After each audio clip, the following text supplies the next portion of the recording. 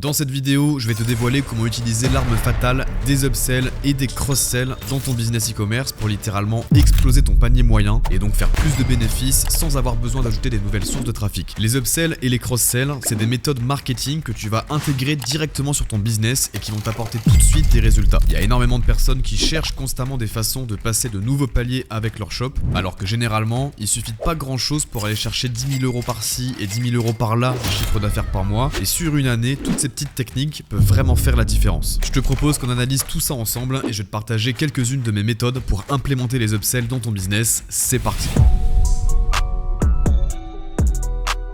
Alors on va commencer par les bases. Faire un upsell, c'est proposer à ton client de monter d'une gamme par rapport à un produit qu'il s'apprêtait déjà à acheter. Donc ici, on parle pas de produits complémentaires, mais bien de lui proposer le même produit mais avec un deal plus intéressant. C'est comme si tu vendais une voiture et au moment de signer, tu proposes le petit modèle qui va bien avec les petits sièges en cuir pour un petit peu plus cher. Ou pour te donner un autre exemple encore plus commun, c'est comme quand t'es au McDo et qu'on te propose de payer 20 centimes de plus pour avoir le menu de Maxi Gros Porc avec la grande frite. Et ça, quand tu l'acceptes, on dit que tu t'es fait upsell. En revanche, le cross-sell, donc pour vente croisée en français, c'est un petit peu différent mais tout aussi malin. Le cross-sell, ça consiste à proposer à ton client un produit complémentaire qui a un lien avec le produit qu'il allait acheter de base et qu'il est donc susceptible d'ajouter au panier également. Imaginons que tu vends une paire de chaussures, et au moment de passer à l'achat, tu lui proposes par exemple des chaussettes super stylées qui vont aller avec. Ça, c'est un cross-sell et ça permet de complémenter l'achat initial par quelque chose d'utile et très tentant pour le client.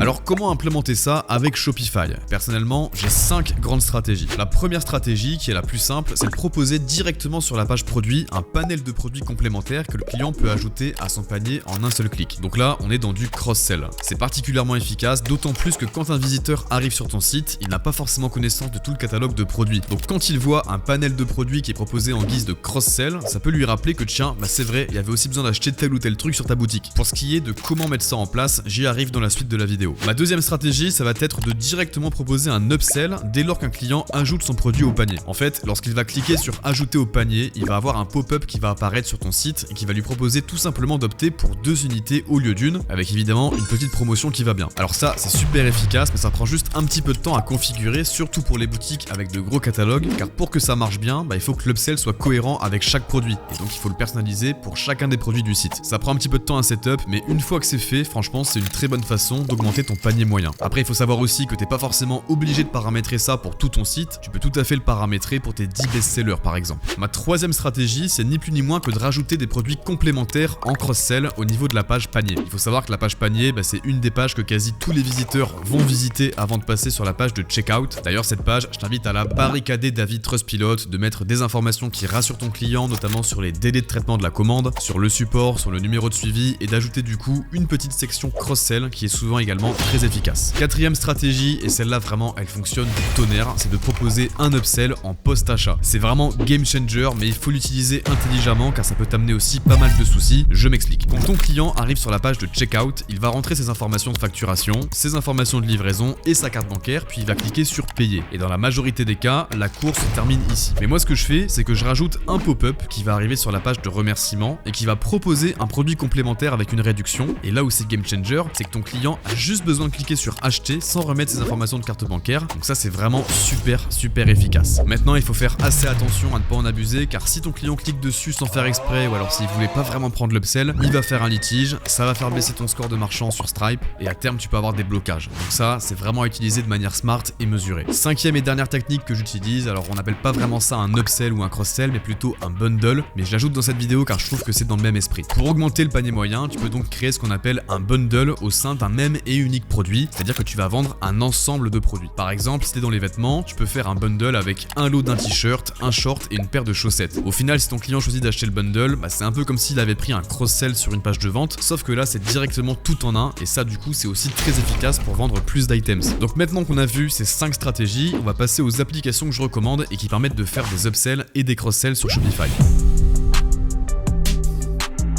Alors il faut savoir que de base, sur Shopify, on n'a pas vraiment la possibilité de créer des upsells et que bien généralement, il faut soit passer par une application que tu peux installer depuis l'App Store Shopify, soit utiliser un thème premium qui a ces fonctionnalités d'intégrer. Pour ma part, j'ai utilisé pendant longtemps l'application Ultimate Upsell and Cross-Sell que tu peux trouver donc sur l'App Store de Shopify. Je te mettrai le lien en description. On peut l'utiliser pour faire à peu près toutes les techniques que je viens de te présenter et personnellement, j'ai jamais eu de soucis particuliers avec. Elle fonctionne avec un plan gratuit qui dure une semaine, donc ça c'est vraiment pas mal car tu peux l'installer et tu peux faire le bilan après une semaine de si c'est rentable ou non et à toi de voir après si tu passes sur un plan payant. Au niveau du plan payant, ça démarre à 20$ par mois et après tu as des tarifs échelonnés qui sont basés sur ton nombre de visiteurs mensuels si je dis pas de bêtises. Alors moi, comme je le disais, je m'en suis servi pendant très longtemps mais aujourd'hui je m'en sers plus pour la simple et bonne raison qu'aujourd'hui je fais mes upsells et mes cross-sells via mon thème Shopify que j'ai développé avec mon équipe qui s'appelle le Self-Made Theme. Alors évidemment, il y a 2-3 petits trucs qu'on peut pas faire sans application comme par exemple l'upsell post-achat ou alors l'upsell quand on clique sur un bouton ajouter au panier. Mais personnellement, j'ai choisi aujourd'hui d'être dans une démarche 20-80 au maximum et je me passe donc des applications, d'autant plus que ça me fait économiser 20€ par mois par boutique et quand on a près d'une dizaine, sur une année ça rajoute quand même du poids dans le bilan des résultats des shops. Il y a aussi un autre avantage de ne plus passer forcément par une application externe, c'est que le site est un peu plus rapide. Car c'est vrai qu'ajouter des applications qui génèrent des pop-up ou ce genre de choses, ça fait ralentir la boutique. Avec le Self-Made Theme, on a la possibilité d'ajouter des cross-sells sous le bouton ajout au panier. On peut même créer des bundles directement sur un produit au niveau des variantes et on peut évidemment ajouter des upsells au niveau de la page de panier. Si jamais tu veux voir à quoi ça ressemble, je vais te mettre en description un lien avec 3 sites de démonstration que j'ai monté avec le Self-Made Theme sur 3 niches bien différentes et avec des brandings qui sont eux aussi bien différents. Et si tu le souhaites, tu peux même installer et essayer le thème gratuitement sur ton shop en version non publiée pour voir si ça te plaît et pouvoir même configurer tes upsells avec. Par rapport à ça, il faut bien comprendre que l'achat d'un thème n'est pas obligatoire pour faire des ventes en e-commerce. Tu peux avoir un thème super simple et y ajouter plein d'applications, mais la volonté que j'ai eue en codant ce thème, c'est surtout d'avoir quelque chose de complet qui me ressemble et surtout de ne plus avoir des centaines d'euros par mois de frais d'application car la plupart des fonctions marketing que je vais utiliser sont directement intégrées à ce thème. On arrive sur la fin de cette vidéo, on s'abonne, on like, on partage, on met un petit commentaire, tu connais la chanson et quant à moi je te dis à la prochaine.